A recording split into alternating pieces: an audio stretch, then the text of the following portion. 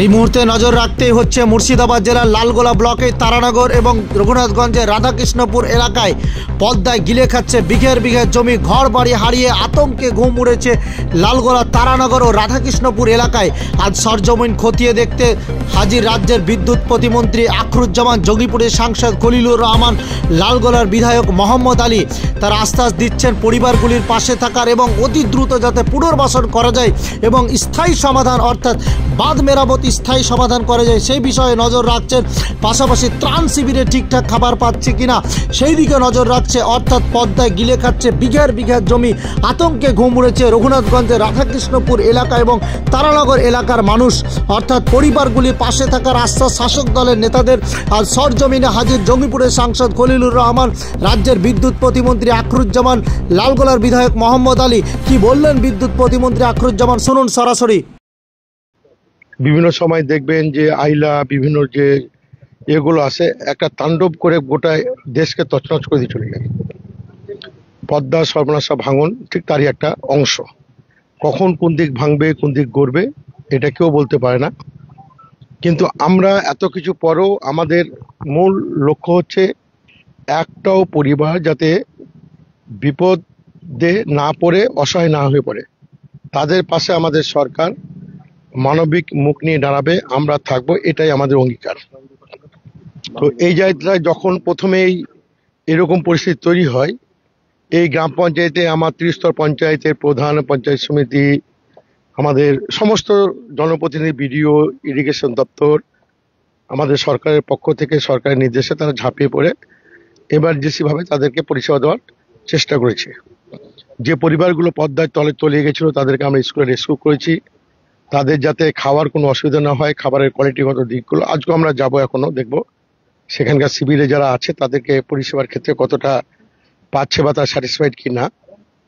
পুনর্বাসন যেটা বলছেন, পুনর্বাসন আজকে বললে তো আজকে এটা করা যায় না। আমরা সরকারের পক্ষ থেকে ল্যান্ড আইডেন্টিফাই করছি অতি অল্প সময়ের মধ্যে, মানে অল্প সময়ের মধ্যে 1 মাস অত দূর যাবো না। তার ল্যান্ড আইডেন্টিফিকেশন করতে গেলে একটা টাইম লাগে। আমাদের land department, line department, DM মানে বিএলআরও, এসডিআরও এবং ডিস্ট্রিক্ট ল্যান্ড অফিসার, আমাদের জেলা প্রশাসন ল্যান্ড মার্কিং করার ক্ষেত্রে এটা দুটো ভৌগোলিক মানে প্রশাসনিকভাবে দুটো একটা স্তর আছে। আমি আজকে যেটা দাঁড়িয়ে আছি এটা হচ্ছে আমাদের গ্রামটার নাম হচ্ছে রাধাকৃষ্ণপুর। এটা রঘুনাথ 2 নম্বর ব্লক এবং জঙ্গিপুর সাব ডিভিশন। পার্শ্ববর্তী যখন আমরা তারানগর যাব সেটা লালগোলা ব্লক এবং এটা হচ্ছে লালবাগ সাব ডিভিশন। তো প্রশাসনিকভাবে দুটো ভৌগোলিক একটা প্রশাসনিক পার্ট আছে। জঙ্গিপুর পার্ট তারা জঙ্গিপুরে প্রশাসন করছে। গতকালকে আমি ডিএম এর সঙ্গে মিটিং করে এসে বলেছি এখানকার লোকগুলো কিন্তু লালগোলা যেতে তারা স্বাচ্ছন্দ্য বোধ করে, তারা লালগোলা এলাকায় আছে। ডিএম এর সাহেবের সঙ্গে আমাদের আলোচনা হয়েছে, ল্যান্ড মার্কিং চলছে এমার্জেন্সি ভিত্তিতে। আমরা অতি সত্বর যারা যেতে চাইবে, আমরা এই এলাকা যেমন এটা হচ্ছে রঘুনাথগঞ্জ ব্লক মানে Jangipur sub division, Jangipur SDL এর এসডিও ম্যাডাম আমাকে আশ্বস্ত করে যে কৃষ্ণশাইল মৌজা এবং বহরা মৌজা, আমার বহরা মনে হচ্ছে কাশিরা মৌজা, আমি এখানকার প্রধান পঞ্চায়েত সমিতিকে এই লোকগুলোকে মৌজাটা কাল পরশুর মধ্যে পুজোর ছুটি পড়ে যাচ্ছে, আধিকারিকরা থাকবে না জানি না, তবু এমার্জেন্সিতে আমরা জায়গাগুলো তাদের দেখিয়ে আসবো।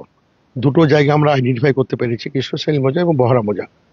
তো এরা যদি যেতে চায় জায়গাগুলো দেখে প্রধান পঞ্চায়েত সমিতি, প্রশাসনিক আধিকারিক, বিডিও সহ যারা আছে তারাকে আমরা আমাদের পঞ্চায়েতের সোর্সে বিডিও বা আমাদের পঞ্চায়েত সমিতি, জেলা পরিষদের উদ্যোগে তাদেরকে এখান থেকে শিফটিং করার ব্যবস্থা করব।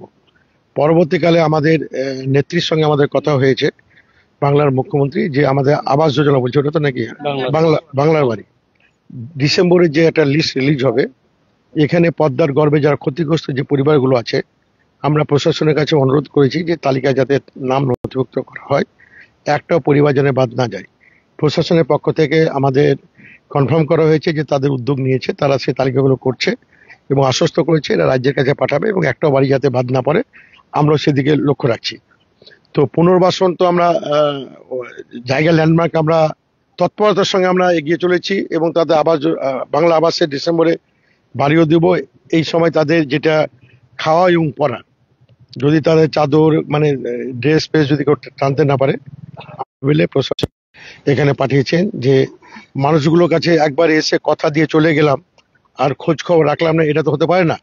আমি যেমন এসেছিলাম আমি আমার বারবার প্রশাসনকে পাঠাচ্ছি এবং আপনি দেখলেন যে ইরিগেশন দপ্তরের আধিকারিকরা আমাদের সঙ্গে আছেন, আমি সেদিন থেকে 25 লক্ষ টাকা ইমার্জেন্সি ভিত্তিতে মানে পদ্মার গতিপথটাকে যদি রোধ করা যায় 50 লক্ষ টাকা আমাদের ইরিগেশন দপ্তর সেই দিনে ইমার্জেন্সি ভিত্তিতে আমরা কাজ শুরু করেছি এবং পার্মানেন্ট ভাঙন রোধ করার জন্য যা যা এস্টিমেট স্কিম করার আমরা ইরিগেশন দপ্তরকে আমরা রিকোয়েস্ট করেছি, তারা তৎপরতার সঙ্গে কাজগুলো করছে এবং এই কাজটা হয়ে গেলে পার্মানেন্ট যে ভাঙন রোধের যে ব্যবস্থা সেটা আমরা তো অবশ্যই করব। আমরা চাইবো না যে একটা বাড়ি বা একটা জমি পদ্মার তলায় তলে যাক। আমাদের সরকার মানবিক মুখ নিয়ে এদের সঙ্গে থাকবে। আর বিশেষ করে আমরা যারা এখানকার, এরা তো আমাদের পরিবারের অংশ। এমন কোনো সময় হয়নি যে এই পরিবারগুলোতে বসে কারোর বাড়িতে চা খেয়েছি, কারোর বাড়িতে রুটি খেয়েছি এবং এখানে এত ভালো পরিমাণে সবজি হয়। আমি যখন আসি তখন ব্যাগ ভর্তি এরা সবজি আমাকে ভালোবেসে, কখনো ফুলকপি, কখনো বেগুন, কখনো আম।